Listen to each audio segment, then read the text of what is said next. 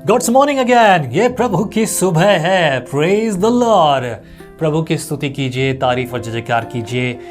प्रभु के वचन को मेरे साथ पढ़िए। आमीन। आज हम फिर से पढ़ेंगे कुलुसियों की पुस्तक, उसका चौथा और आखिरी अध्याय।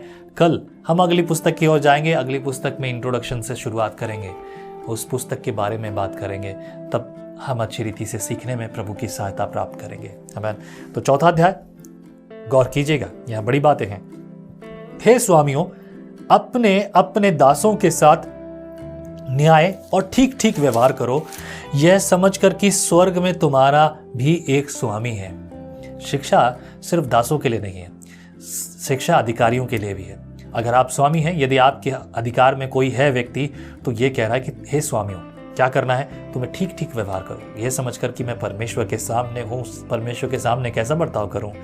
दूसरा वचन, प्रार्थना में लगे रहो और धन्यवाद के साथ उसमें जागृत रहो, और इसके साथ ही साथ हमारे लिए भी प्रार्थना करते रहो कि परमेश्वर हमारे लिए वचन सुनाने का ऐसा द्वार खोल दे कि हम मसीह के उस भेद का वर्णन कर सकें जिसके कारण मैं कैद में हूं, और उसे ऐसा प्रकट करूं जैसा मुझे करना उचित है। हमारा काम आपको पता है, आप उनके लिए प्रार्थना करो। यदि आप बिजनेस में हैं, यदि आपके नीचे कुछ लोग काम करते हैं, then you are responsible for them, उनके लिए भी। और अब आपकी भी जिम्मेदारी है कि प्रार्थना में लगे रहो, कि प्रभु के सेवक जो है उनके लिए प्रार्थना करो। खासतौर से पौलुस ने कहा हमारे लिए कि मैं इस समय जो है जेल में हूँ, जिस काम के लिए मैं जेल में हूँ उस काम को बाहर आकर जल्दी से करूँ। आमीन। This is our duty. ये पौलुस के लिए था, तो आज किसके लिए है?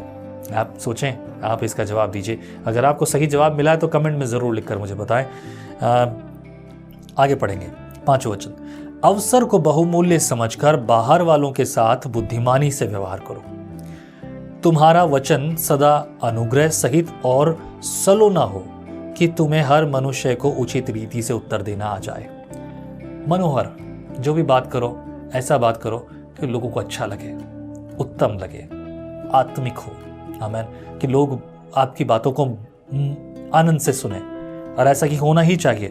सातवां वचन, प्रिय भाई और विश्वास योग्य सेवक तुखिकुस, जो प्रभु में मेरा सहकर्मी है, मेरी सब बातें तुम्हें बता देगा। उसे मैंने इसलिए तुम्हारे पास भेजा है कि तुम्हें सारी दशा मालूम हो जाए और वह तुम्हारे हृदय को शांति दे। उसके साथ मैंने ओनेसिमुस को भी भेजा है, जो विश्वास योग्य और प्रिय भाई, और मैं और तुम में से ये तुम्हें यहाँ की सारी बातें बता देंगे। अर्तिकुस जो मेरे साथ कैदी है, और मरकुस जो बरनबास का भाई लगता है, जिसके विषय में तुमने आज्ञा पाई थी कि यदि वह तुम्हारे पास आए तो उसे अच्छी रीति से व्यवहार करना। और यीशु जो युस्तुस कहलाता है तुम्हें नमस्कार कहते हैं। खतना हुए लोगों में से केवल ये वे ही परमेश्वर के राज्य के लिए मेरे सहकर्मी और मेरी शांति का कारण है। आमीन। खतना किए हुए लोगों में से, यानी कि यहूदी यूनानियों में से, और ये सब लोग मेरे साथ हैं, लेकिन ये मेरे लिए सहायक भी हैं। राइट। यहाँ पर एक यीशु शब्द का इस्तेमाल हुआ है। वहाँ पर यीशु और भी लोग थे जिनका नाम यीशु था, और एक ये भी यीशु है जो यीशु मसीह पर विश्वास करता है और अब उसके सेवक के समान कार्य करता है। 12 वचन, इफ्रास जो तुम में से है और मसीह यीशु का दास है, तुम्हें नमस्कार कहता है और सदा तुम्हारे लिए प्रार्थनाओं में यत्न करता है, ताकि तुम सिद्ध होकर पूर्ण विश्वास के साथ परमेश्वर की इच्छा पर स्थिर रहो। मैं उसका गवाह हूँ कि वह तुम्हारे लिए और लुदिकिया और हिरिया पुलिस वालों के लिए बड़ा परिश्रम करता है। ये कोई पुलिस वालों की बात नहीं हो रही, एक जगह का नाम है। राइट। प्रिय वैद लूका और देमास, इस बात से खास रीति से पता चलता है कि लूका एक वैद था। ठीक है। प्रिय वैद लूका और देमास का तुम्हें नमस्कार। लुदिकिया के भाइयों को और नुम्फास और उसके घर की कलीसिया को नमस्कार कहना। यानी कि कई और कलीसियाएं भी है जिनको चिट्ठी तो नहीं लिखी गई, लेकिन उनके लिए भी आशीष की बातें लिखी गई। राइट। लेकिन जहां जहां गड़बड़ थी उन जगहों के लिए चिट्ठी लिखी गई, खासतौर से जो पौलुस की नजर में आई। 16 वचन, जब यह पत्र तुम्हारे यहाँ पढ़ लिया जाए तो ऐसा करना कि लौदकिया की कलीसिया में भी पढ़ा जाए, और वह पत्र जो लौदकिया से आए उन्हें भी तुम भी पढ़ाना, और अखिपुस से कहना कि जो सेवा प्रभु में तुम्हें सौंपी गई उसे सावधानी के साथ पूरी करना। मुझ पौलुस का अपने हाथ से लिखा हुआ नमस्कार। मेरी जंजीरों को स्मरण रखना, तुम पर अनुग्रह होता रहे। आमीन, आमीन, आमीन, hallelujah. What a beautiful is this book, right, है ना। बहुत ही खूबसूरत पुस्तक है ये। प्यार के साथ है, चेतावनी के साथ है और सही शिक्षा के साथ है। इसीलिए तो ये पवित्र शास्त्र बाइबल में है। प्रभु आपको बहुतायत से प्रेरित करें, संगति करें परमेश्वर के साथ। आइए प्रार्थना करते हैं।